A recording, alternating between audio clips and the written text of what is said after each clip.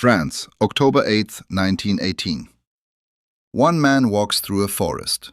Behind him, 132 German soldiers, armed, trained, alive. Following a Tennessee farmer they just tried to kill. Nobody gave them that order.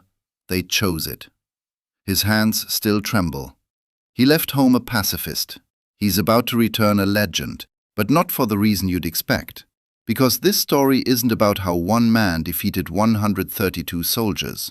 It's about why 132 soldiers decided one man was worth surrendering to. But first, who is he?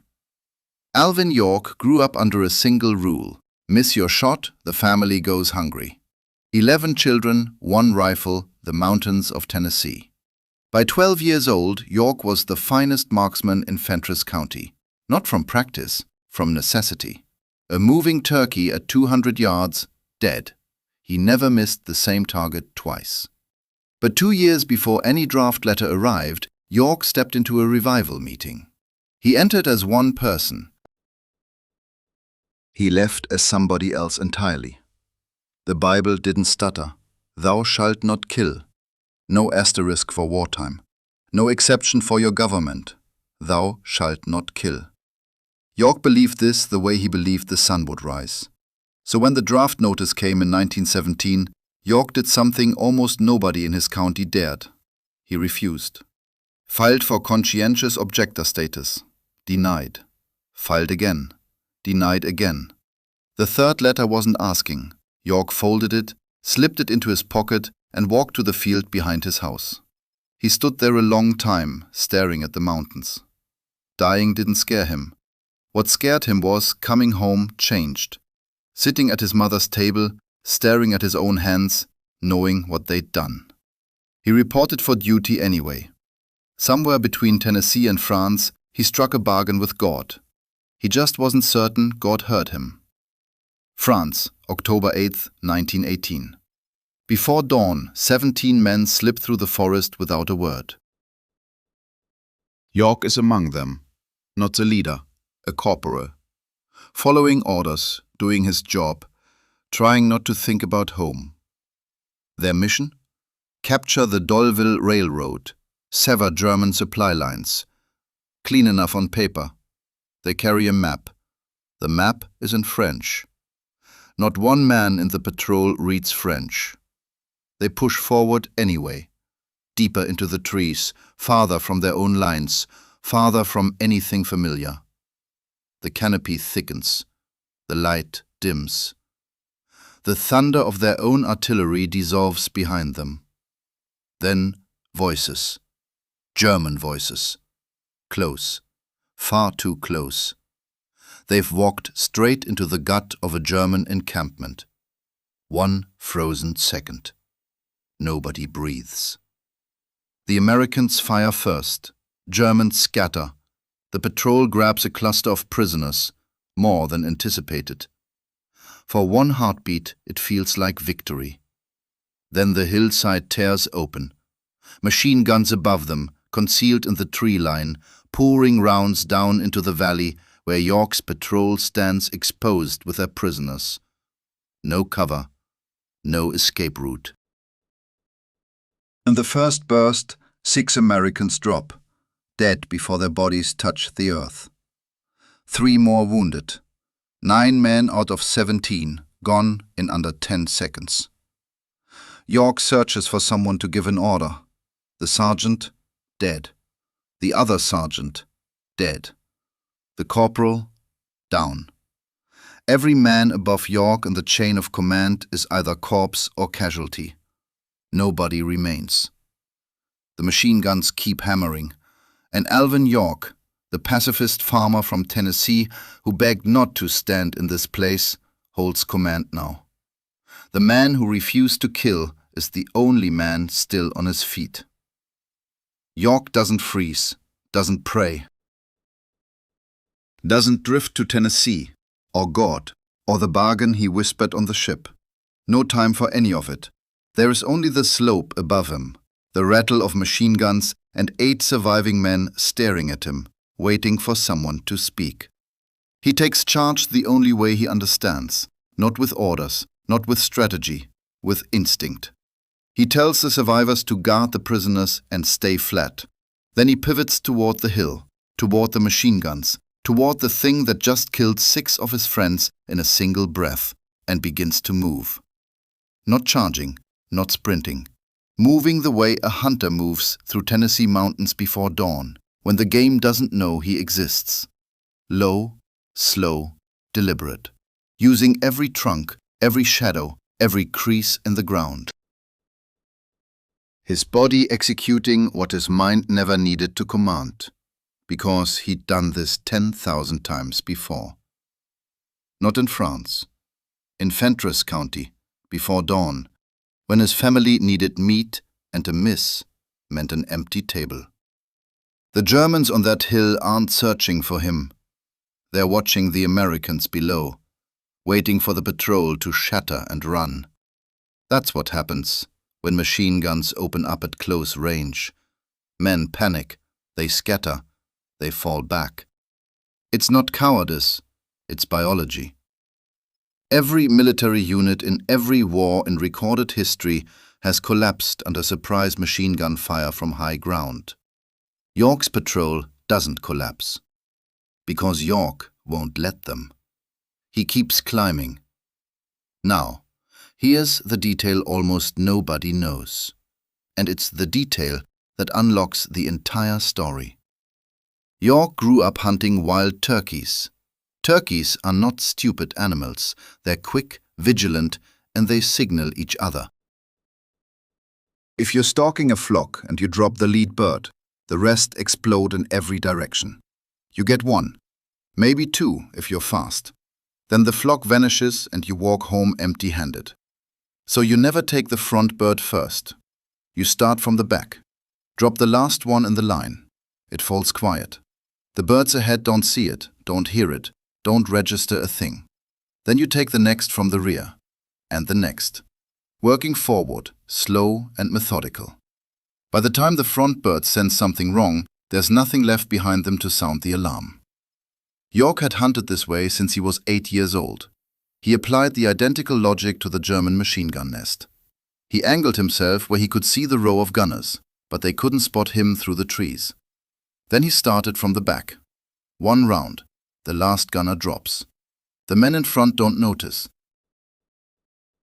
Battle noise swallows everything, and nobody turns around when they are under attack from the front. Then the next from the rear. Then the next. Clean, methodical, precise. The same cadence he'd used 1,000 times in the Tennessee mountains, except these targets fired back. German rounds tear in from every direction. Bark exploding off trees beside him. Dirt kicking up at his feet. He hears each impact, feels the air shift when rounds pass close.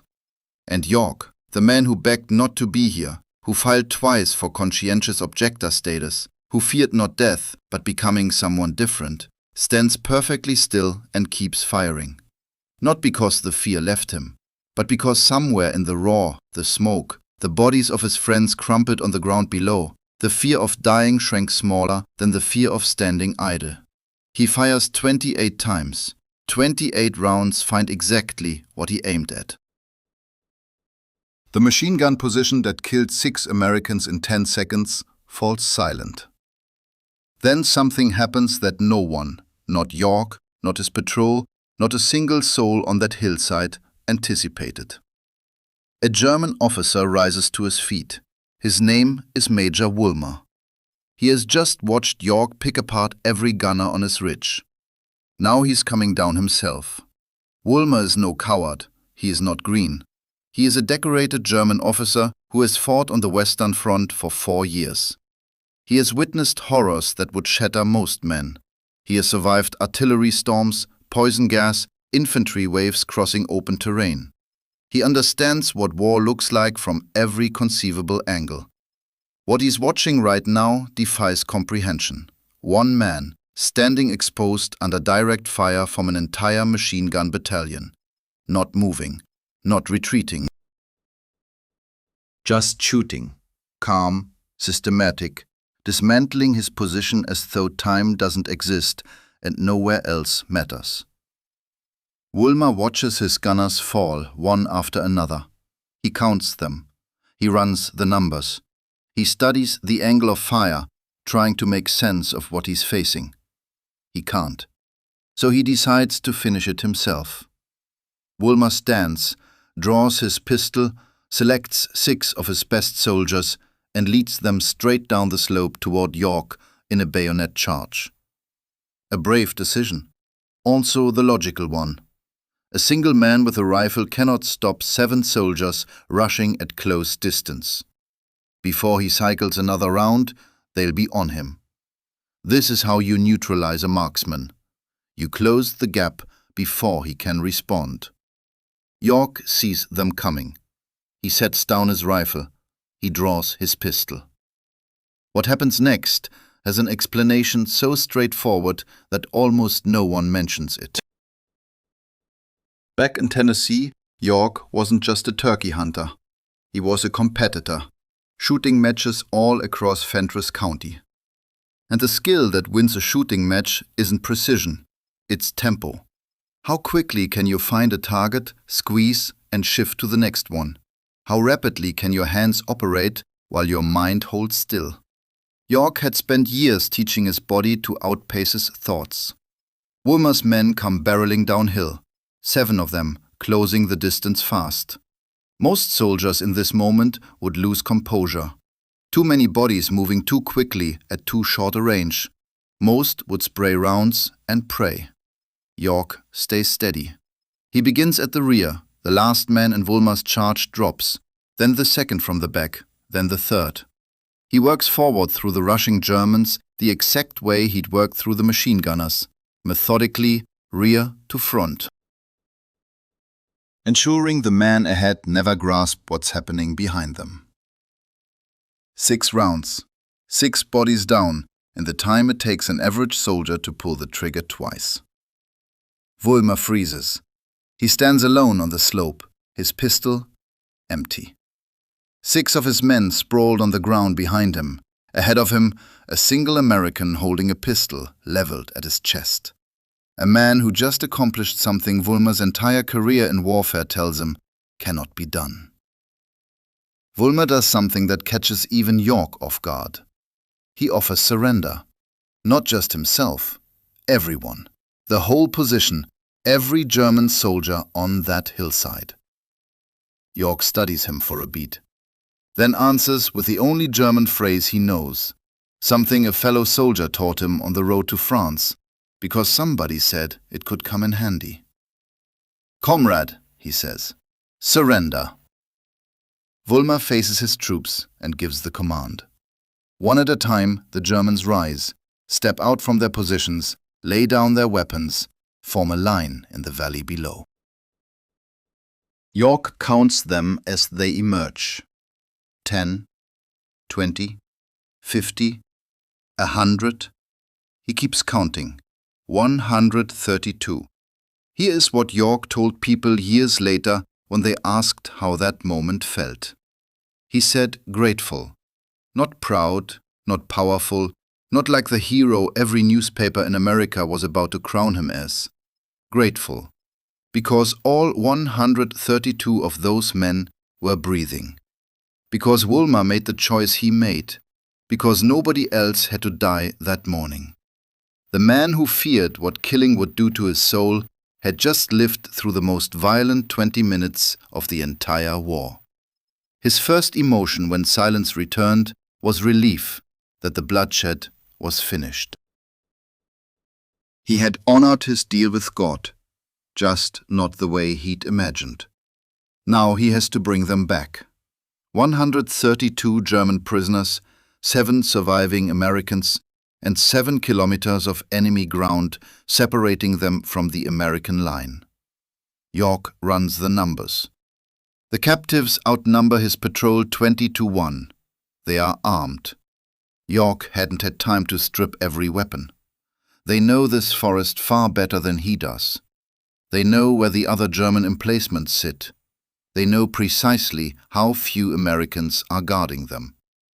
If they decide to gamble, York has a serious problem. He solves it the same way he solved everything else that morning. He refuses to give them a moment to think. York positions Woolmer at the head of the column, directly beside him, close enough that every German behind them sees their commanding officer walking shoulder to shoulder with the American. Close enough that Woolmer feels York's presence in every stride.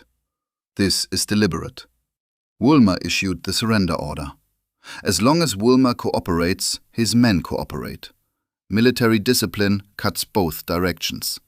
The same chain of command that pushed them up that hill now holds them in formation behind a Tennessee farmer carrying a rifle.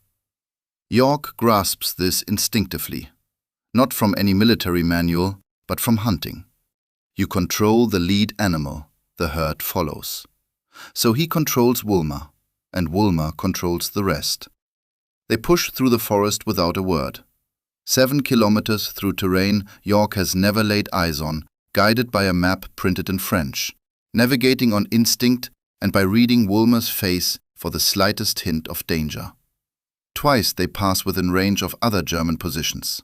York feels Woolmer stiffen beside him. Both times he nudges the rifle gently into Woolmer's back. Both times Woolmer holds his silence. They keep moving. American lines materialize just before midday. Major Buxton stands at the perimeter, watching figures emerge through the trees. He counts the column. Counts again. The math refuses to cooperate. York reaches him.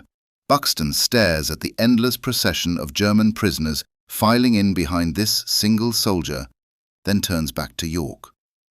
The question is the only one that fits. York, have you captured the whole German army? York pauses. No, sir, just a few of them.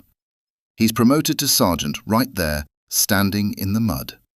Within days, the story detonates across the country. Every newspaper in America, every radio broadcast, every conversation in every diner and barbershop, from Tennessee to California. One man, one morning, 132 prisoners. America has its hero. And Alvin York has a problem he never saw coming. Everybody wants a piece of him. America needed a hero. York just wanted to go home. The reporters found him before the ship touched the dock. Journalists, photographers, anyone with a pen, a camera, and a headline to sell. One man, 132 prisoners. The kind of story that tells itself. York answered their questions quietly, said what needed saying, then returned to Tennessee. His neighbors threw a celebration. The entire county showed up. Someone asked what it felt like to stand alone against a full German battalion. York went quiet for a moment. I wasn't alone, he said. Nobody knew if he meant his patrol or God. Probably both.